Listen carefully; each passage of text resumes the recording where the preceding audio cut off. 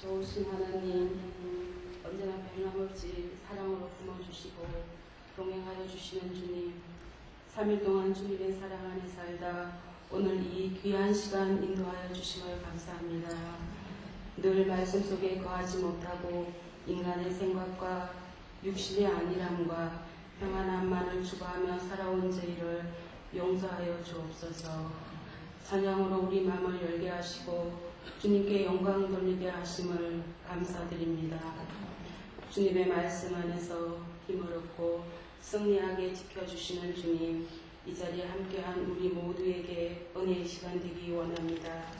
지금은 우리 마음속에 다시 오실 주님을 기다리는 대강절 주일입니다. 우리 죄를 대속하신 주님을 기다리는 우리의 마음을 거룩해 하옵시고 깨달음의 삶을 주시기 원합니다. 우리 하루하루의 삶 속에서 심판의 날을 바라보며 책만 받는 삶보다 자랑할 것이 많은 삶을 살기 원합니다. 살면서 지은 죄를 망각하는 것은 지금 짓는 그 죄보다 더 큰 죄를 짓는 것임을 깨달아 회개하는 마음으로 살게 하옵소서. 양화진 언덕의 100주년 기념교회를 세우신 하나님 감사합니다. 주님의 몸된 교회를 거룩하게 하시고 사랑과 진리만이 가득한 교회 되기 원합니다. 주님의 복음을 위해 이곳까지 오셔서 복음의 빛을 전하다 가신 많은 선교사님들의 희생이 우리에게 큰 빛으로 다가오길 원하며 우리 모두가 성령 안에서 하나 되게 하옵소서. 주님의 고귀한 피로 산 이 교회가 주님을 따라 섬기는 자의 도리를 다할 수 있게 하여 주시고 직무를 버리고 제 곳으로 간 욕망의 삶이 아닌 시간과 공간을 초월하는 믿음의 눈을 가진 멀티비전의 신앙을 갖도록 하여 주옵소서. 이 시간 말씀 전하실 이재철 목사님께 성령의 능력을 더하시사 빈손 들고 나온 저희에게 은혜 충만한 시간 되길 원하며 이 모든 말씀 예수님의 이름으로 기도드립니다. 아멘. 하나님의 말씀은 고린도전서 6장 1절에서 11절입니다. 고린도전서 6장 1절에서 11절입니다. 신약성경 268쪽입니다.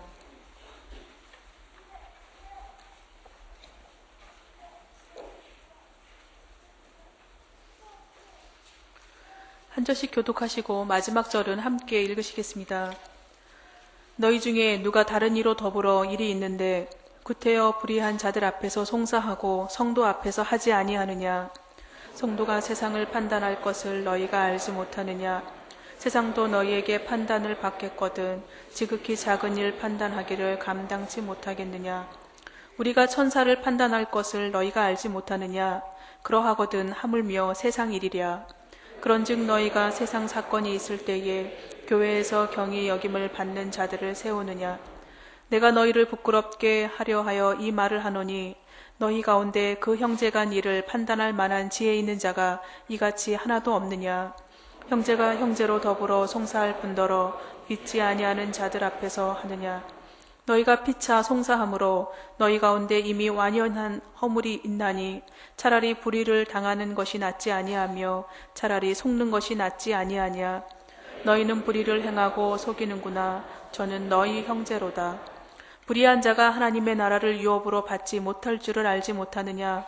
미혹을 받지 말라. 음란하는 자나 우상 숭배하는 자나 간음하는 자나 탐색하는 자나 남색하는 자나 도적이나 탐남하는 자나 후욕하는 자나 도색하는 자들은 하나님의 나라를 유업으로 받지 못하리라.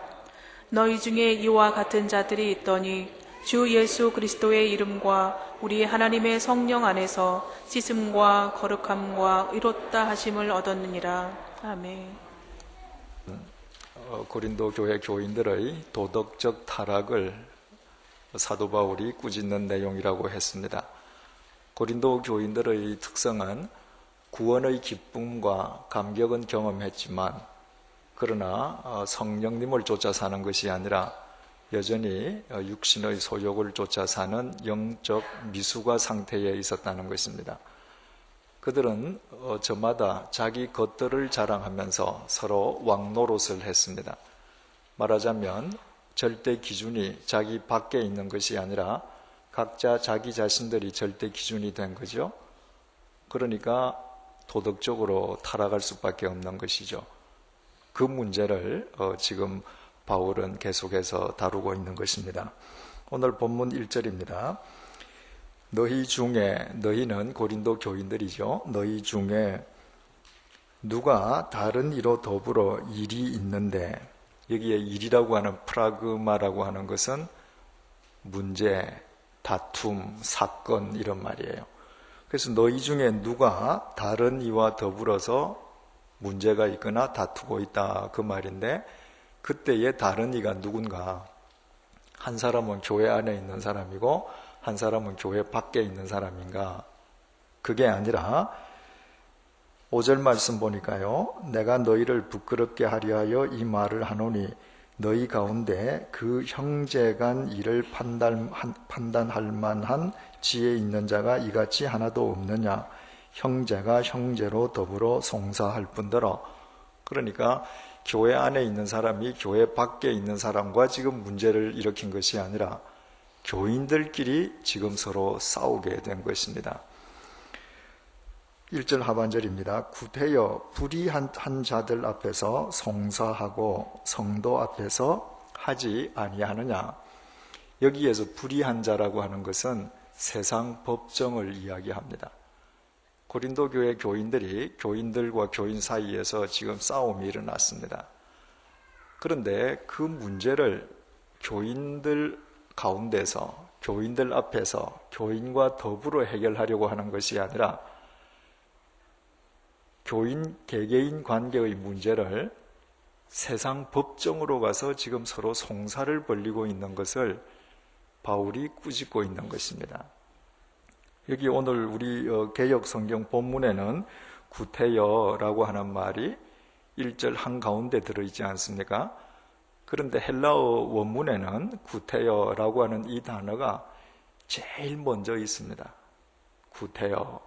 구태여라고 하는 이 단어가 헬라 말로 톨마오라고 되어 있는데 그 뜻은 다른 뜻들이 있습니다. 예수님께서 십자가에 못 박혀 돌아가시지 않았습니까? 그랬더니 아리마대 부자 요셉이 빌라도 총독을 찾아가서 예수님의 시체를 나를 주십시오. 내가 장사를 지내겠습니다. 그 사실을 전하는 마태복음 15장 43절 내용이 이렇습니다. 아리마대 사람 요셉이 와서 당돌이 빌라도에게 들어가 예수의 시체를 달라 하니 이 사람은 존귀한 공회원이라. 아리마대가 가서 예수님 시체를 요구한 것을 당돌이 요구한 거다 이렇게 표현했는데 그 당돌이가 톨마오예요. 여러분, 우리는 12.6 사건을 기억하고 있지 않습니까? 그 12.6 사건 현장에서 대통령을 저격했던 분은 중앙정보부장이란 말이죠. 그러니 그분이 대통령에게 총을 쏘아서 보안사령부로 연행되기 전에 그분이 중앙정보부장 현직에 있을 때 대한민국에 있는 사람 치고 그분하고 식사 한번 하기를 원치 않은 사람이 있겠습니까? 아마 그분하고 한 번쯤 만난다고 하면 모두들 다 쌍수를 들고 가지 않았겠습니까? 그런데 그분이 대통령을 시해하고 보안사령부에 끌려가서 죄인이 되니까 세상 인심이 어떻게 변합니까? 그분하고 친하던 사람도 나 저 사람 잘 모른다고 다 외면했습니다. 그래서 사형 당할 때도 쓸쓸하게 혼자 죽고 가족들만 시신을 챙겨가잖아요. 아리마대 요셉이라고 하는 사람은 가난한 사람이 아니었습니다. 아리마대 지방의 거부였습니다. 뿐만 아니라 존귀한 공회원 의원이었습니다. 그런 상류층에 있는 사람이라면 지금 예수님이 죽은 이유가 국사범으로 돌아가셨거든요. 평소에 알았더라도 몰랐다고 해야 돼. 왜? 내게 지킬 것이 많은데 로마 황제에게 대항했다 죽은 국사범이다. 그 사람하고 나하고 가깝다고 해서 나한테 득될 게 하나도 없단 말이죠. 그런 상황에서 아리마대 요셉은 자신에게 불이익이 돌아와도 상관없다는 듯이 유대 총독에게 가서 그 국사범 시체를 달라 그랬단 말이죠. 그랬더니 성경 기자가 그건 참으로 당돌한 행동이었다 이렇게 기록을 합니다. 또 요한복음 21장 12절이 이렇게 기록합니다. 예수께서 가라사대 와서 조반을 먹으라 하시니 제자들이 주신 줄 아는 고로 당신이 누구냐 감히 묻는 자가 없더라. 요한복음 21장 내용 우리 잘 알지 않습니까? 제자들은 예수님께서 와 계시는데도 예수님을 까마득하게 잊고 갈릴리 호수에서 밤새도록 욕망의 그물만 던지지 않습니까? 밤새도록 실패했다가 예수님께서 그물을 오른쪽에 던져라고 해서 고기를 가득 잡죠. 그리고 그들이 육지에 왔을 때 육지의 숯불에 고기가 굽히고 있고 떡이 준비되어 있었단 말이죠. 바로 그들은 예수님을 망각하고 있었지만 주님을 망각한 그들을 위해서 예수님은 그들을 위한 조반을 만들어 두고 계셨습니다. 너희들 먹어라. 그들이 못 먹죠. 양심상. 예수님께서 친히 가져다 주시고 먹으라 그랬습니다. 그랬더니 제자들 중에서 누구도 감히 당신이 누구시냐 묻는 자가 없었다. 여기에서 감히 하는 것이 톨마오예요. 아까 욕망의 덫에 빠져 있을 때는 예수님을 못 알아봤지만 지금 예수님이 눈앞에 계시는 거 다 알아요. 그런데 그 자리에서 감히 당신이 누구시냐라고 묻는다면 그건 참 어처구니 없는 사람이겠죠. 그때 톨마오 이렇게 기록을 했습니다. 바로 사도 바울은 교인과 교인이 서로 문제가 생겨서 다투는 이 문제를 세상 법정으로 가져가는데 그 단어를 썼습니다. 그것처럼 황당한 일이 없고 그것처럼 당돌한 일이 없고 그것처럼 어처구니 없는 일이 없다는 거예요. 왜 베드로가 교인과 교인의 문제를 법정으로 가지고 가는 것을 그처럼 어처구니 없게 생각하는가? 그건 이제 우리 2절부터 살펴보면 되겠습니다. 2절에 들어가기 전에 우리가 먼저 두 가지 사항을 짚고 넘어가야 되겠습니다. 첫 번째로 바울이 세상 법정을 불의한 사람들이라고 그랬습니다. 왜 교인들 앞에서 해결하지 않고 불의한 자들 앞에서 송사하느냐? 그렇다면 사도 바울은 세상의 법정을 불의한 곳으로 보고 세상 법정의 권위를 무시했다는 말인가? 그런 의미는 전혀 아니죠. 바울은 구원받은 그리스도인들이 예수 그리스도 안에서 의롭다 칭함을 받은 자라는 관점과 대비해서 주님을 알지 못하는 자들을 불의한 자라고 표현하는 것입니다. 사도 바울은 세상 법정의 권위를 부정한 적도 없습니다. 자기 자신이 벨릭스 베스도 총독 법정에 섰을 때 그 법정의 권위를 부정하지 않지 않습니까? 피고로서 자신의 입장을 최선을 다해서 변론하죠. 뿐만 아니라 로마 황제의 법정에 상소까지 했습니다.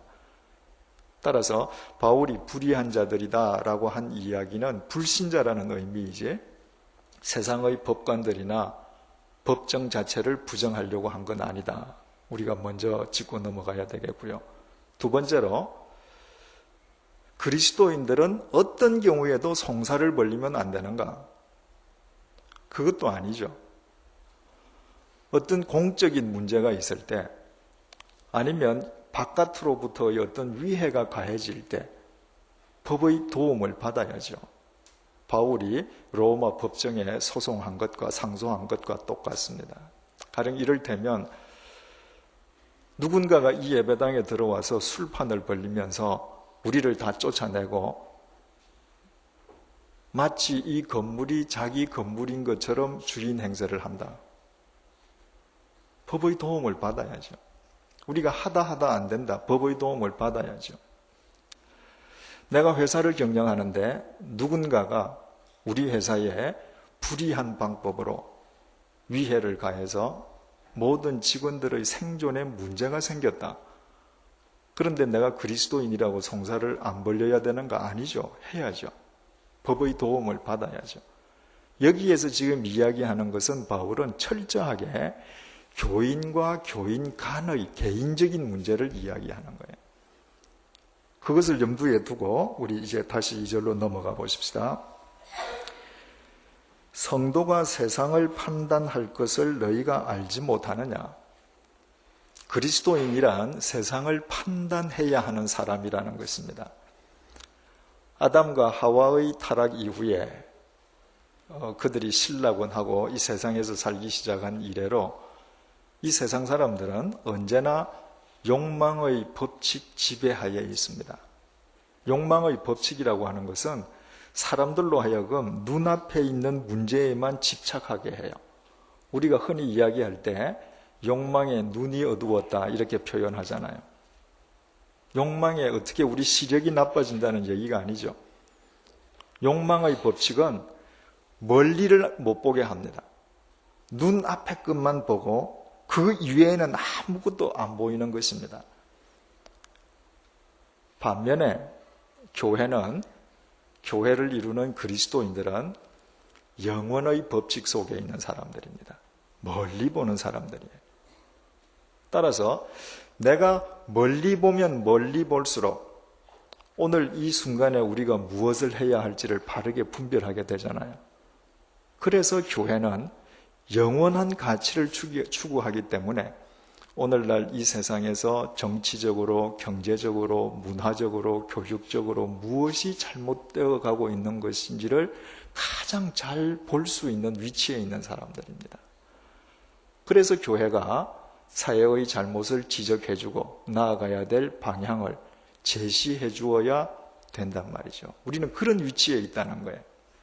뿐만 아니라 교회가 세상을 판단한다는 것은 우리가 이 세상에 살아있는 동안에만 국한된 이야기가 아니에요. 예수님께서 마태복음 19장 28절을 통해서 이렇게 말씀하셨습니다. 내가 진실로 너희에게 이르노니 세상이 새롭게 되어 인자가 자기 영광의 보좌에 앉을 때에 나를 쫓는 너희도 12 보좌에 앉아 이스라엘 12 지파를 심판하리라. 예수 그리스도를 믿는 하나님의 백성들은 마지막 때 주님의 심판 때가 이를 때에 심판장이신 주님 곁에서 이 세상을 하나님을 알지 못하던 사람들을 심판하는 역할을 돕게 되는 사람들이에요. 우리는 그런 사람들인데 그 다음에 2절 하반절 보십시다. 성도가 세상을 판단할 것을 너희가 알지 못하느냐? 세상도 너희에게 판단을 받겠거든 지극히 작은 일 판단하기를 감당치 못하겠느냐? 이 역사와 이 세상을 보고 판단할 수 있는 능력을 지녔다면 교회 안에 있는 개인과 개인의 문제는 지극히 작은 문제인데 왜 그것을 너희들이 판단할 수 없느냐 그 말이에요. 여기에서 지극히 작다라고 하는 이 작다는 헬라 말은 작다는 최상급이에요. 가장 작은 것. 우리가 이 세상을 판단하는 그 안목에 비한다면 교회 내 인간과 인간 사이에서 일어나는 문제는 일축에도 안 된다는 거예요. 그런데 왜 너희들은 그것을 스스로 해결하지 못하느냐 그 말이죠. 3절 우리가 천사를 판단할 것을 너희가 알지 못하느냐. 우리는 세상만 판단하는 것이 아니라 천사도 판단해야 할 존재들이라는 거예요. 여기에서 천사는 모든 천사를 우리가 다 판단한다 그런 의미가 아니라 타락한 천사들을 하나님께서는 성도들로 하여금 심판케 하신다는 것입니다. 유다서 1장 6절이 이렇게 증거합니다. 또 자기 지위를 지키지 아니하고 자기 처소를 떠난 천사들을 큰 날의 심판까지 영원한 결박으로 흑암에 가두셨으며 타락한 천사들을 하나님께서 흑암에 가두어 두셨습니다. 그리고 마지막 종말 때가 되면 그 천사들도 심판하시는데 하나님께서는 당신의 백성들로 하여금 심판하게 하신다는 것입니다. 바울은 이 말로 너희들은 세상을 판단하고 천사들을 판단해야 된다는 이 말로 그리스도인이 얼마나 고귀한 존재인지를 다시 한번 각인시켜줘요. 너희들은 이런 존재들인데 3절 그러하거든 하물며 세상 일이랴.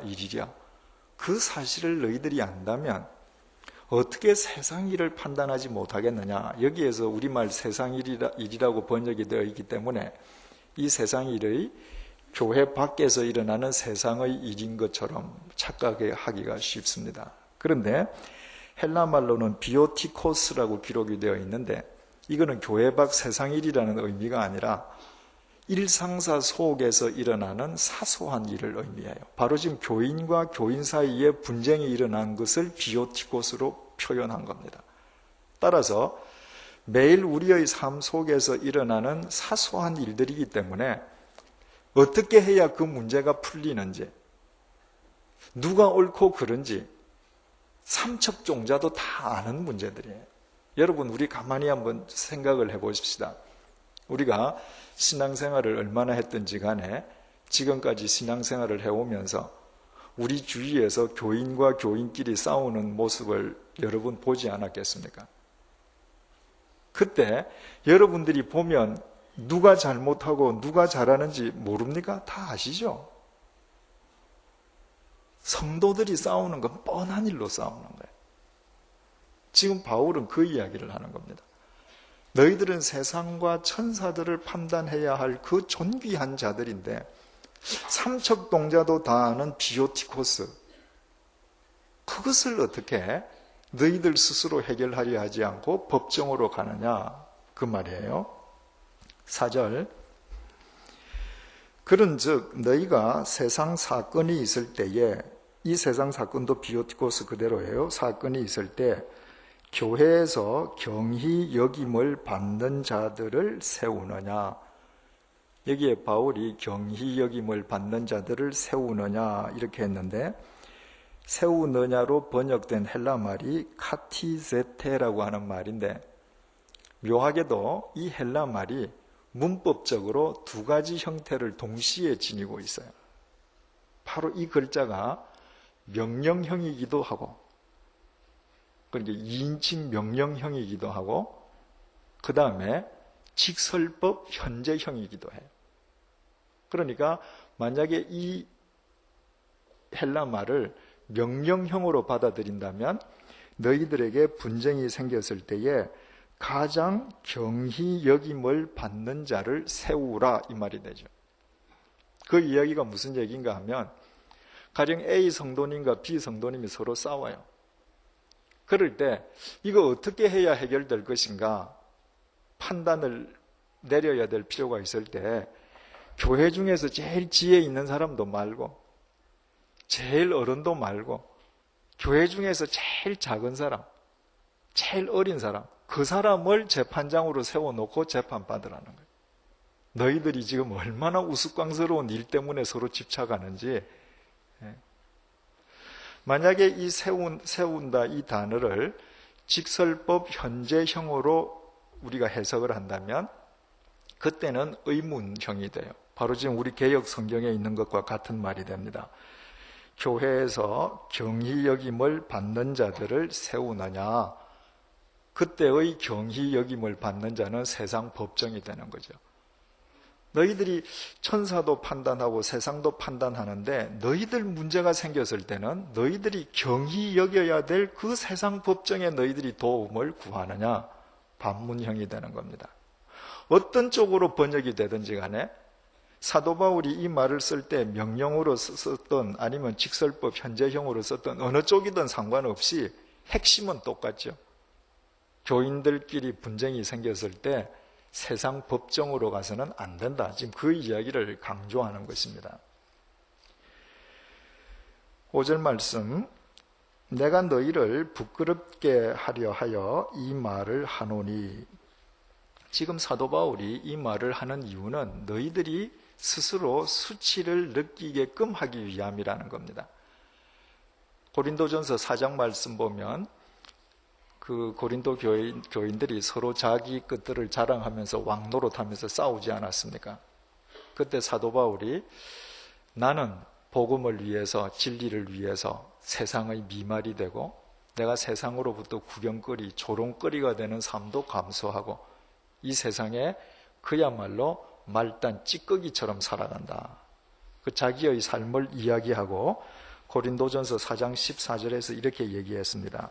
내가 너희를 부끄럽게 하려고 이 글을 쓰는 것이 아니라 오직 너희를 내 사랑하는 자녀같이 권하려 하는 것이다. 지금 서로 왕노릇하는 그 사람들에게 사도 바울은 진리를 쫓아 사는 자기의 모습을 가르쳐 주고는 내가 이 말을 하는 것은 너희들 부끄럽게 하려고 하는 게 아니다. 너희들 정말 내 사랑하는 자식들처럼 너희들도 이렇게 살기를 바라는 마음에서 하는 이야기다. 자기하고 비교할 때는 그렇게 얘기했어요. 그런데 여기 5절에서는 내가 너희를 부끄럽게 하려 하여 이 말을 한다. 여러분, 사람들이 부끄러운 일을 하고도 부끄러움을 느끼지 않는 이유는 한 가지밖에 없죠. 그게 잘못이라는 것을 깨닫지 못했기 때문이거든요. 그때 그로 하여금 그것이 잘못이라는 것을 깨닫게 해주는 방법 중에 하나가 수치를 느끼게 하는 거예요. 부끄럽게 하는 거예요. 따라서 부끄럽게 하지 않는 것도 바울의 사랑이었다면 고린도 교회 교인들을 부끄럽게 하는 것도 그들을 버리기 위함이 아니라 그들을 바로 세워주기 위한 사랑의 발로임을 알게 되는 것이죠.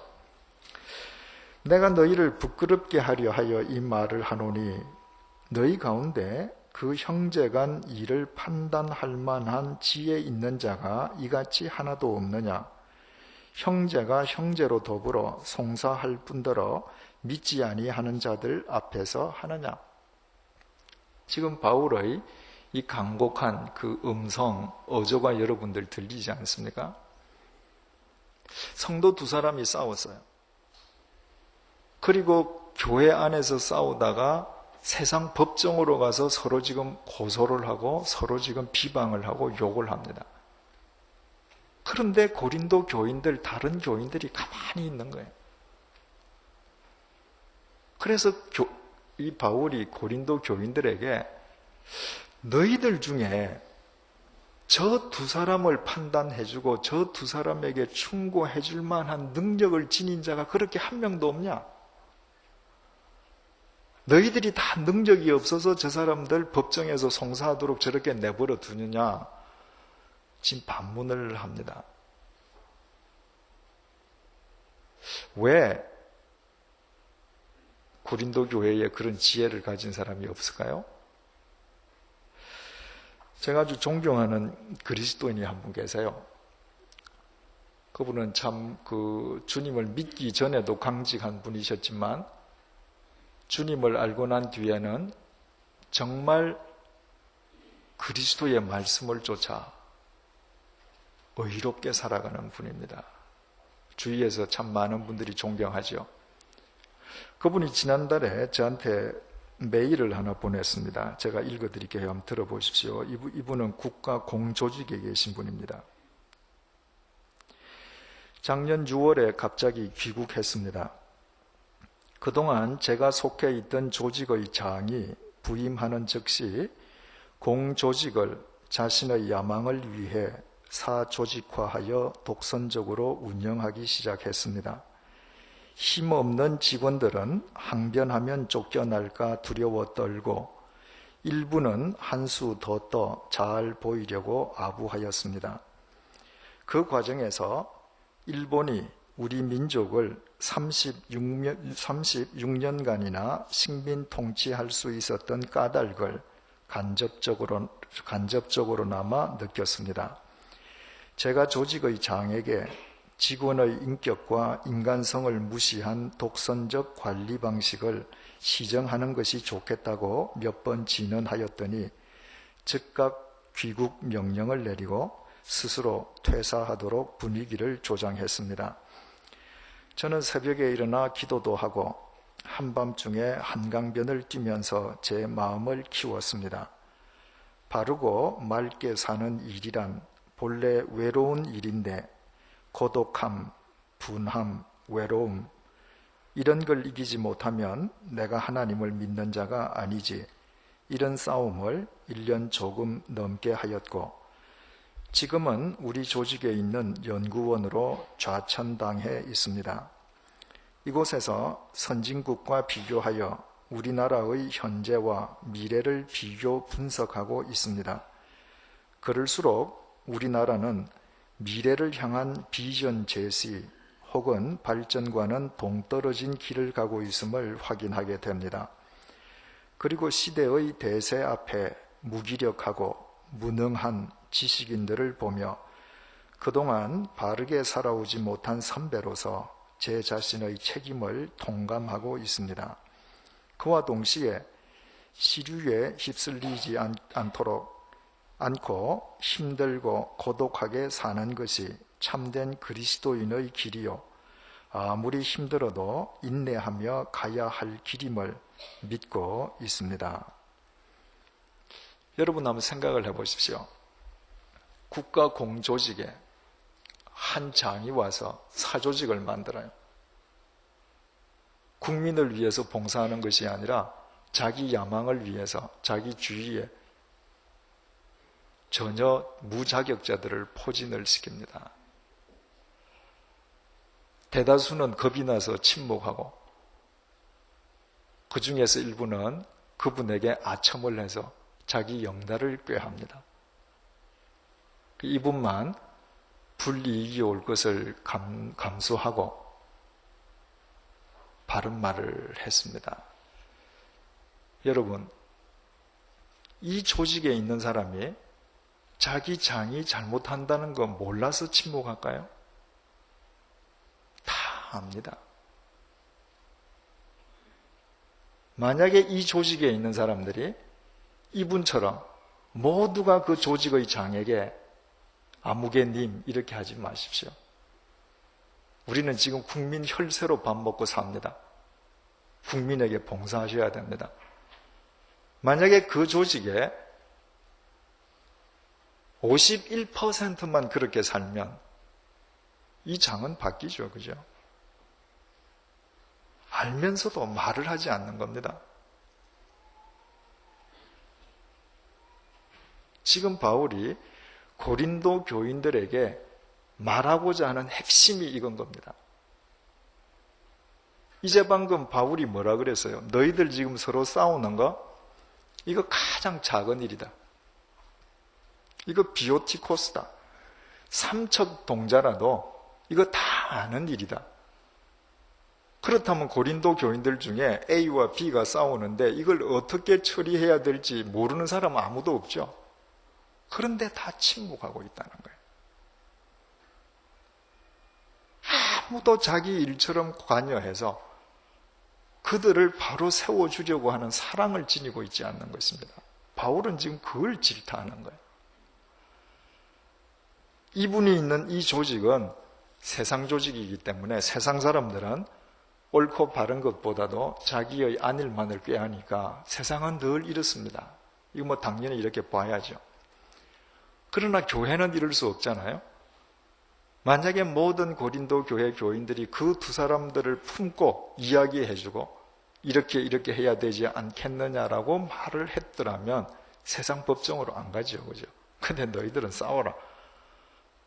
그리고도 주일이면 모여서 서로 찬양하고 말씀 나누고 또 싸우고 왜 그렇게 하느냐 바울은 지금 질책을 하는 것입니다.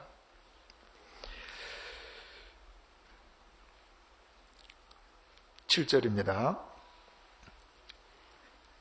너희가 피차 송사함으로 너희 가운데 이미 완연한 허물이 있나니 너희들이 서로 법정에 가서 다툼으로 너희들에게 완연한 허물이 생겼다. 이 허물이라고 하는 헬라말 헤테마라고 하는 것은 패배라는 말입니다. 패배.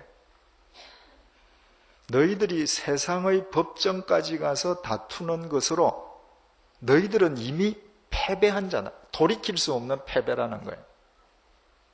여러분 한번 생각을 해보십시다. 교인과 교인이 서로 개인적으로 싸우는 문제를 법정까지 가서 어제 형제 자매여 하고 지내던 교인들이 서로 비방을 하고 싸운다는 것은 영적 패배죠. 도덕적 패배죠. 신앙의 패배죠. 공동체를 해체시키는 겁니다. 이미 너희들은 패배했다는 거예요. 세상을 이기신 그리스도는 승리자신데 그분을 믿는 자들은, 믿는다는 너희들은 돌이킬 수 없는 패배자라는 겁니다.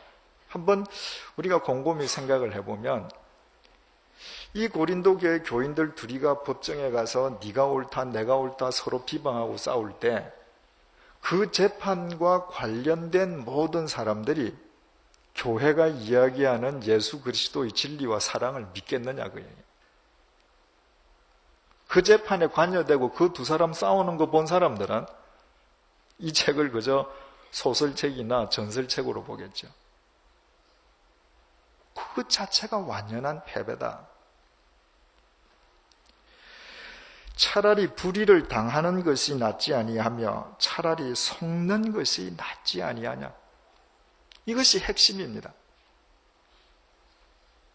지금 교인이 세상 박사람하고 정의와 불의를 놓고 싸우는 게 아닙니다.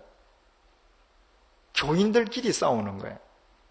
A도 교인이고 B도 교인이고 A도 그리스도 안에서 새로운 피조물이 되었음을 감사하고 B도 주님께서 자기에게 새 생명을 주셨음을 감사한다면 누가 이기는 거냐? 당하는 쪽이 이기는 거 아니냐 그 말이에요. 그것이 그리스도의 정신 아니냐 그 말입니다. 여러분 교인과 교인들이 싸우는 유형을 생각해 보면요 뻔해요. 돈 때문에. 두 번째로 명예, 자존심 때문에. 세 번째로 기득권 때문에. 되게 이런 거예요. 그럼 교인과 교인이 거래를 할 수 있겠죠. 그죠? 그러다가 금전 문제가 터졌습니다. 그때 둘이서 그 문제를 그리스도의 방법으로 해결하지 않고 법정까지 이제 간단 말이죠. 내게 있는 것이라는 책에서 제가 믿음의 틀이라는 챕터에서 그 하나님의 큰 틀 속에서 우리가 인간 관계를 어떻게 이해하고 맺어가야 될 것인가 하는 것을 이야기한 적이 있습니다. 우리는 누구에게 금전적인 손실을 내가 당하게 되었을 때 그 사람으로부터 내가 손실당한 금액이 되돌아오지 않으면 굉장히 가슴 아파해요. 그런데 우리의 인생을 쭉 되돌아보면 언젠가 내가 전혀 노력하지 아니하였음에도 불구하고 혹은 내가 노력한 것보다 몇 배의 돈이 내게 들어온 적이 있습니다. 내게 들어오는 것은 언제나 내 거고 나가는 건 절대 안 되는 거예요. 하나님의 큰 틀에서 한번 보십시다. 우리는 하나님의 큰 틀 속에서 사는 자예요. 언젠가 하나님께서 내게 필요하셔서 내가 생각지 않은 돈을 내게 주셨습니다. 누가 주신 거예요? 하나님이 주신 거죠. 언젠가 누구가 나에게 와서 금전적인 손실을 입혀서 내 돈이 그리로 흘러갔습니다. 누가 흘러가게 하신 거예요? 하나님께서 흘러가게 하신 거예요. 이 큰 틀을 보면 나는 정거장이에요. 내게 물질이 필요해서 하나님께 기도할 때 내가 상상치도 못한 방법으로 물질이 내게 흘러오게 하시듯이 내 주머니에 있는 물질을 상상치도 못하는 방법으로 흘러가게 하실 수 있어요. 그 돈은 내게 있으면 안 되는 돈이에요. 그 돈은 내게 있으면 오히려 나를 해치는 돈이에요. 그렇게 생각한다면 교인들끼리 간단하게 해결되죠. 그죠?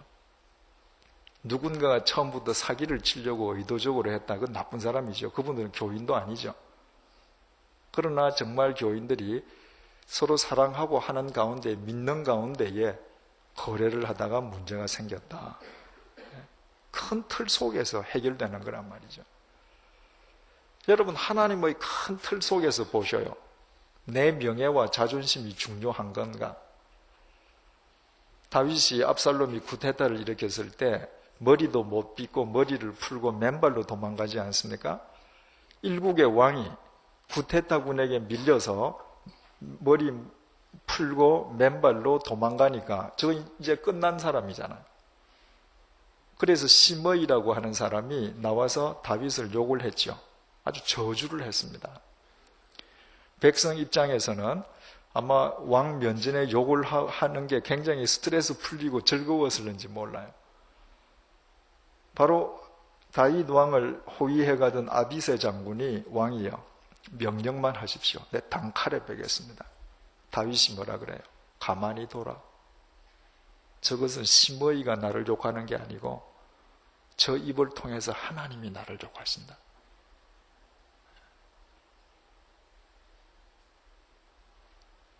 여러분들 정말 선하게 사시고 바른 일을 하고 옳은 길을 가고 사람들에게 모함을 당해 보신 적 있습니까? 그때 여러분이 내가 당한 것과 똑같은 방법으로 내가 대응하면 그걸로 끝이에요. 얻는 것이 아무것도 없습니다. 그러나 하나님의 큰 틀 속에서 그 모함을 꿀끄덕 한번 삼켜보십시오.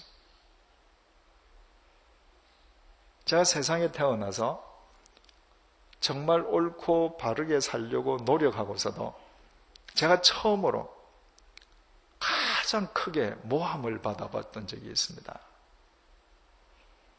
정말 참 잠자기도 어려웠죠.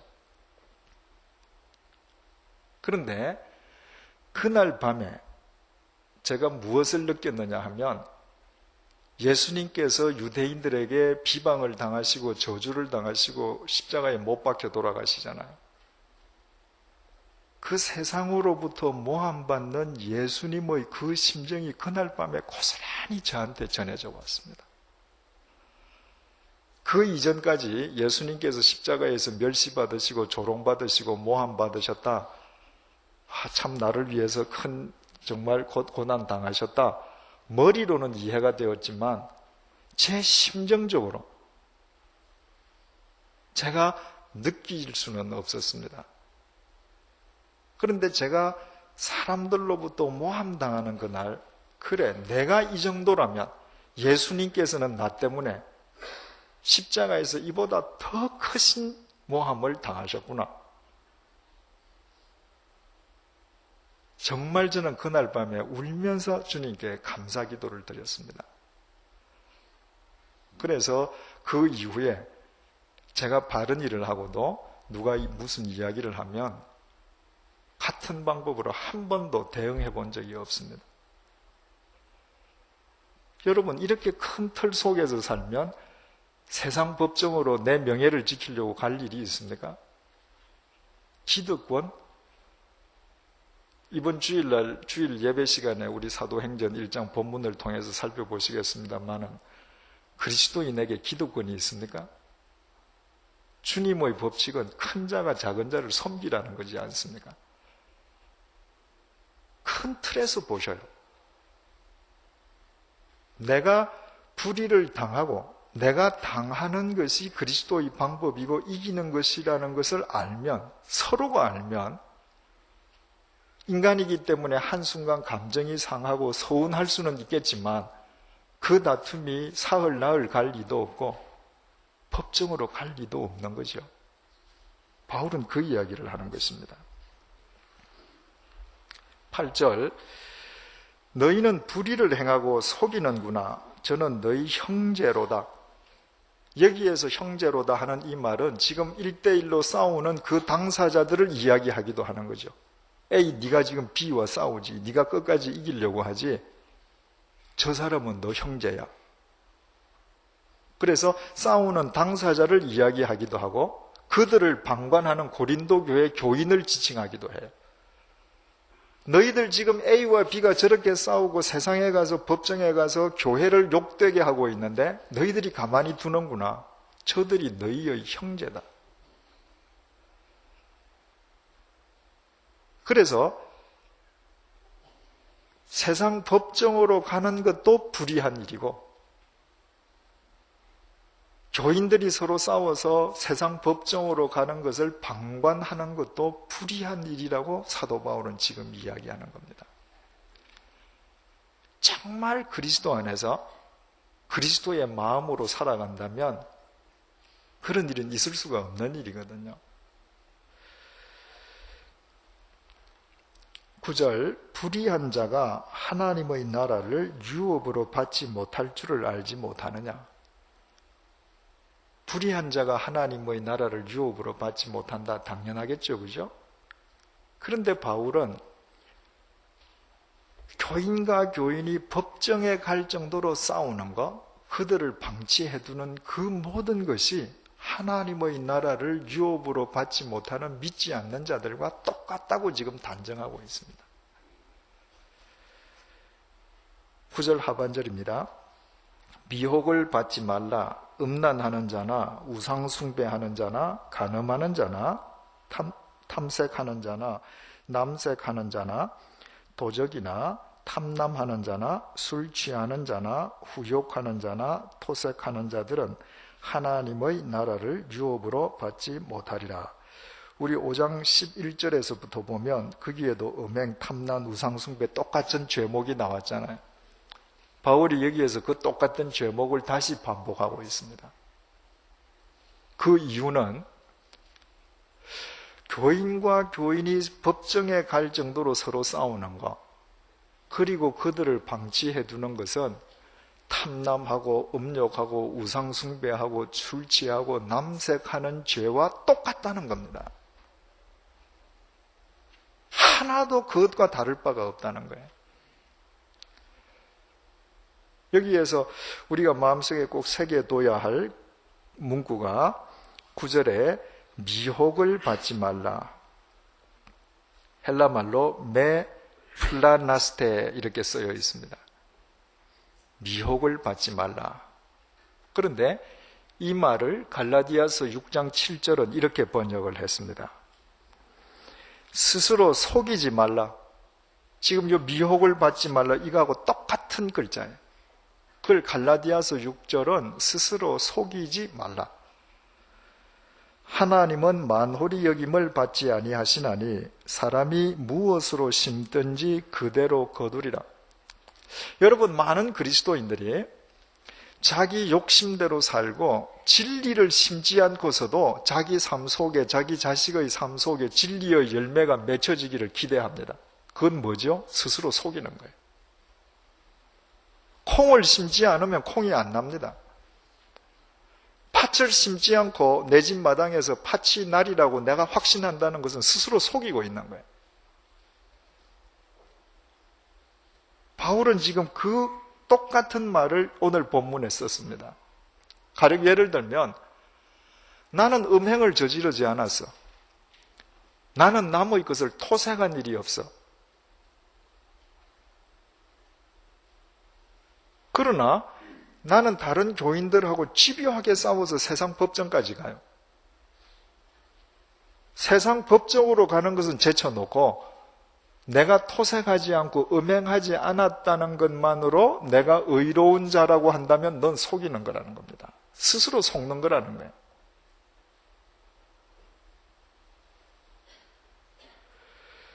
11절 말씀입니다. 너희 중에 이와 같은 자들이 있더니 주 예수 그리스도의 이름과 우리 하나님의 성령 안에서 씻음과 거룩함과 의롭다 하심을 얻었느니라. 여기에 너희 중에 이와 같은 자들이 있더니, 이 이야기가 바울이 고린도 교회를 세우기 이전에 믿지 않던 자들이 있더니 그들이 예수를 믿게 되었다, 그 말인지, 아니면 너희들 중에 교인들끼리 송사하고 별짓을 다 하던 사람이 있더니 그들이 씻음을 받고 의롭게 되었다는 말인지, 어떤 경우를 두고 하는 말인지는 정확하지 않습니다. 그런데 우리가 고린도전서 1장 1절에서 쭉 오늘까지 보아오는 가운데에 바울이 중요한 대목마다 항상 강조하는 것이 있죠. 고린도 교회 교인들의 정체성입니다. 너희들이 어떤 자들이냐? 너희들은 성령 안에서 씻음과 거룩함과 의롭다 하심을 입은 그리스도인인 거 너희들 모르느냐? 그런데 왜 그처럼 하나님 보시기에 불의한 짓들을 행하고 있느냐? 그들의 정체성을 확인시켜주고 인정해주고 그들이 나아가야 될 길을 또다시 바울은 제시해주고 있는 것이죠. 자, 결론을 맺어보겠습니다. 5장 6장은 고린도 교회 교인들의 도덕적 타락에 대한 바울의 권면이라고 그러지 않았습니까? 따라서 오늘 6장에 교인들끼리 법정에까지 가서 송사하는 것, 이것만을 지금 바울이 주제를 다루는 게 아니었죠. 도덕적 타락의 양상 가운데에 이것 하나가 있는 것입니다. 따라서 나는 교인하고 한 번도 싸운 적도 없고 교인 문제를 가지고 송사한 적이 없다. 그것만으로 되는 게 아니죠. 이것도 제대로 되고 저것도 제대로 되어야 된다. 지금 바울은 그것을 강조하는 것입니다. 여러분, 국수 뽑는 기계를 한번 생각을 해보십시다. 국수 뽑는 기계에 가는 국수가 나오도록 가는 구멍이 뚫린 기계가 있고 굵은 국수가 나오도록 굵은 구멍이 나오는 기계가 있다고 가정을 해봐요. 이 기계는 가는 국수를 뽑는 기계인데 가는 국수를 뽑도록 만들어진 기계라면 어떤 재료를 넣어도 똑같은 굵기가 나오는 겁니다. 가령 예를 들어서 이 기계가 밀가루는 좋아한다고 지름 2mm를 뽑아주고 무슨 쌀가루는 싫다고 뭐 1mm 이거 아니거든요. 그리스도인도 똑같아요. 그리스도인이 어떤 한 부분은 세상과 똑같이 살면서 다른 한 부분을 내가 그리스도인답게 산다고 해서 내가 그리스도인이다. 그건 아니라는 겁니다. 그리스도인이라면 삶의 모든 부분에 걸쳐서 삶이 새로워져가는 사람을 의미하는 거예요. 왜 그러죠? 우리가 거듭난다고 하는 것은 우리의 사고가 달라지는 것이거든요. 발상이 달라지는 것이거든요. 그래서 모든 부분에 걸쳐서 새로워지는 것을 의미합니다. 따라서 고린도 교회 교인들이 영적 미숙아였다면 그 영적 미숙아들의 양상이 어떻게 드러났는가? 그 사람들은 몇 개만 잘하고 나머지는 세상과 똑같이 해도 몇 개 잘하는 것 때문에 내 믿음이 크다, 네 믿음이 더 크다 싸우는 양상으로 나타났던 것이죠. 여러분, 우리 스스로 속는 자가 되지 마십시다. 우리는 모두 삶의 전반에 걸쳐서 그 삶이 새로워지는 성숙한 그리스도인으로 살아가십시다. 이유는 주님께서 성령님 안에서 우리에게 씻음과 거룩함과 의롭다 하심을 먼저 주셨기 때문에 그분 안에서 우리가 생각하고 그분 안에서 행동하고 그분과 더불어 나아간다면 우리의 삶의 전반은 새로워질 수밖에 없고 그때 우리 교회는 진정한 사랑의 공동체가 되는 것이고 그런 교회를 통해서 하나님께서는 한 시대의 역사를 새롭게 하시는 것입니다. 기도하시겠습니다. 주님, 우리는 어떤 부분에서는 도저히 세상 사람들과 구별되지 않습니다.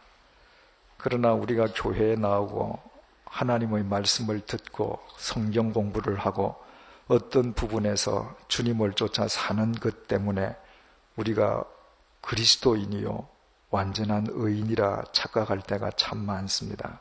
주님, 오늘 고린도 전서를 통해서 우리의 실상을 보여주셔서 정말 감사합니다. 우리가 그리스도 안에서 씻음과 거룩함과 의롭다 하심을 받은 새로운 피조물임을 잊지 않도록 도와주옵소서. 우리의 사고와 우리의 사고 발상 자체가 전혀 새로워질 수 있도록 도와주옵소서. 성령님 안에서 생각하고 행동하는 자들이 되게 도와주옵소서. 그리하여 삶의 전반에 걸쳐 새로운 피조운다운 삶이 시작되는 밤이 되게 도와주옵소서. 원근 각처에서 주님의 자녀들을 불러 모아주시고 한 지체가 되게 해주셔서 정말 감사합니다. 주님, 하나님의 큰 틀 속에서 우리가 서로 교제하고 사랑하는 가운데에 주님께서 우리를 부르시는 그날까지 우리의 사랑이 더 깊어질 수 있도록 도와주옵소서. 그리하여 세상을 향해서 패배하는 자가 되지 말게 도우시고 세상에서 승리하신 예수 그리스도를 본받아 참 사랑의 본을 보이는 교회가 되게 도우시고 이 교회를 통해서 동서남북으로 진리의 능력과 하나님 말씀의 생명력이 퍼져나아갈 수 있도록 은총으로 함께하여 주옵소서. 예수님 이름으로 기도드립니다. 아멘.